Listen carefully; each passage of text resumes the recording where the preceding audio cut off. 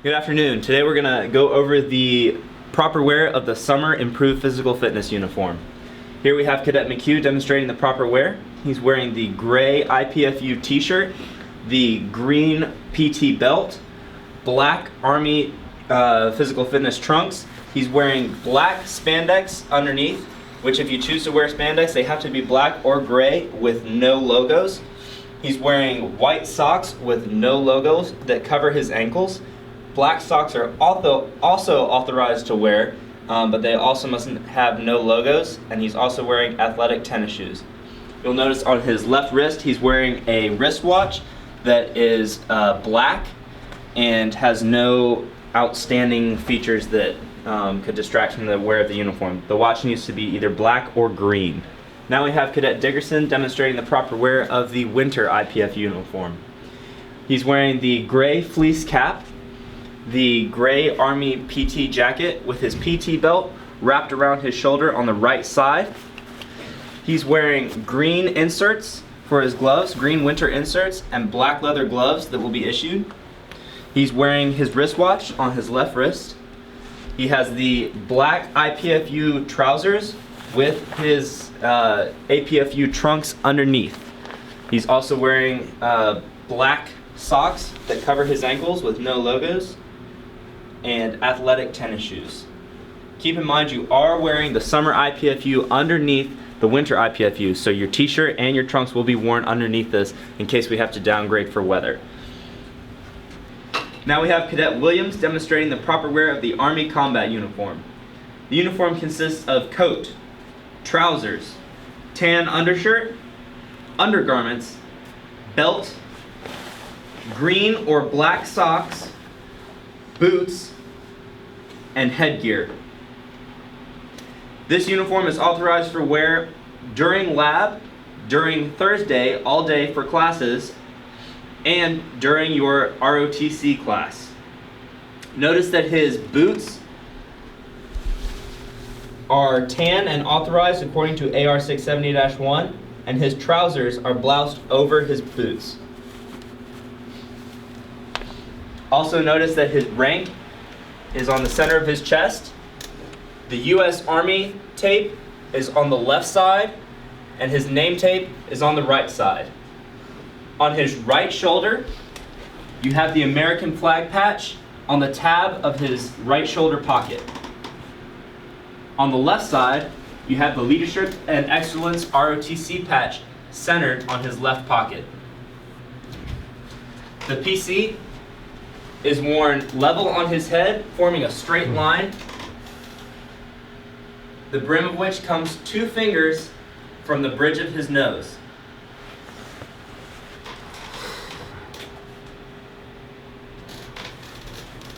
Now we have Cadet Williams demonstrating the proper wear of the lab uniform, which is to be worn during lab on Thursdays.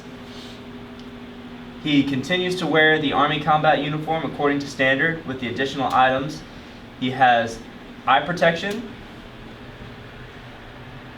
He has his personal load-bearing equipment, such as a flick or molly gear. He has his individual first aid kit, a grenade pouch with a compass. He has 2 canteens and various ammo pouches. He is also wearing both elbow and knee pads, all black leather gloves or gloves that are you buy on your own. They must be all black. He continues to wear his combat boots and his wristwatch on his left arm.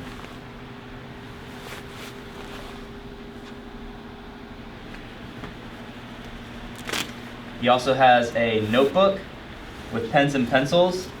Personally, I like to buy the Write in the Rain notebooks, which can be purchased online, which will work when the weather is wet outside and it makes it easier to jot down notes. But any old notebook will work. Cadet McHugh will now demonstrate the proper grooming standards for a male.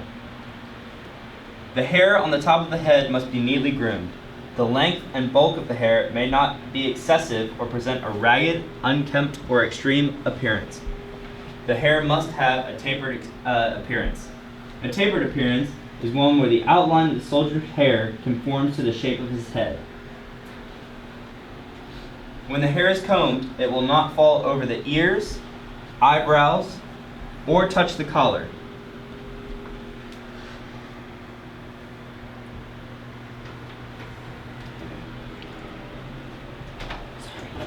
Sideburns are hair grown in front of the ear and below the point where the portion of the ear attaches to the head. Sideburns will not extend below the bottom of the opening of the ear. Sideburns will not be styled to taper, flare, or come to a point. The length of an individual hair of a sideburn will not exceed 1/8 of an inch when fully extended. Males will keep their face clean shaven when in uniform or in civilian clothes on duty.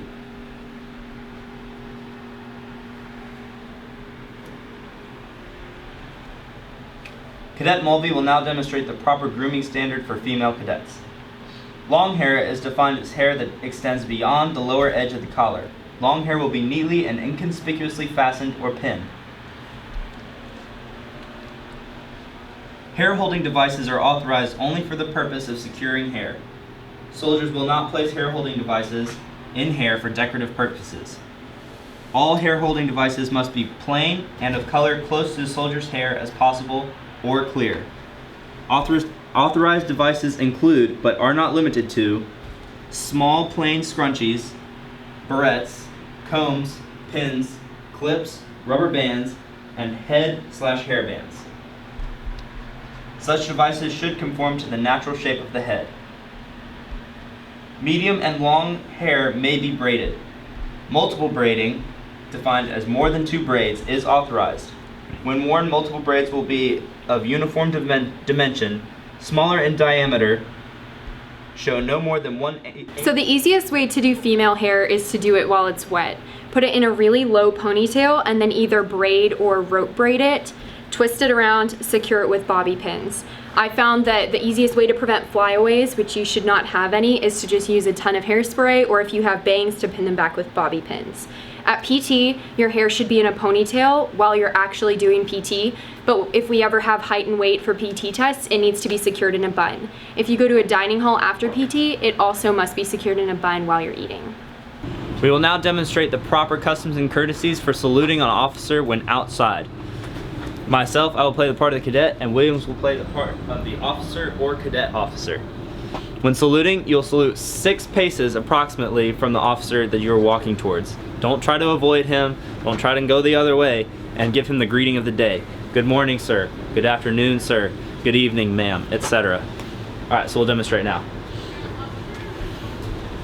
Good afternoon, sir. Afternoon.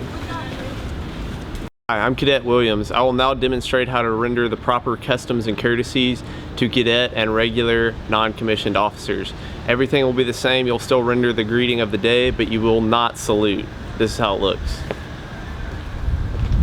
Good afternoon, Sergeant Sones. Afternoon. When addressing an officer or cadet officer, you will stand at the position of attention until the officer tells you to do otherwise. Cadet Williams and Cadet Dickerson will demonstrate this for us. Good morning, sir. Good morning, Cadet. Go ahead and relax. When addressing a non-commissioned officer, either a cadet or regular, you will stand at the position of parade rest.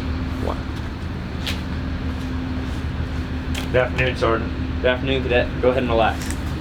So there's a couple things that you can't do while you're in uniform. And we're going to go ahead and demonstrate those to you so that you don't look all ate up when you're walking around campus. For instance, eating in uniform. Hey, get that out of here. You are authorized to eat in uniform, but you cannot do it while you're walking. You must be stationary, sitting down, eating at a table. Another thing you can't do while you're in uniform is walk and use your cell phone. You must be in a stationary position, either texting or talking on the phone, but you cannot be walking. Hey Mom, what's going on in the Hey, West? Williams, why are you walking and talking on the phone? Because I'm a terrible cadet, Sergeant. Alright, push. One. When walking indoors, the PC should always be removed as soon as you enter, and as soon as you exit a building, should be put back on.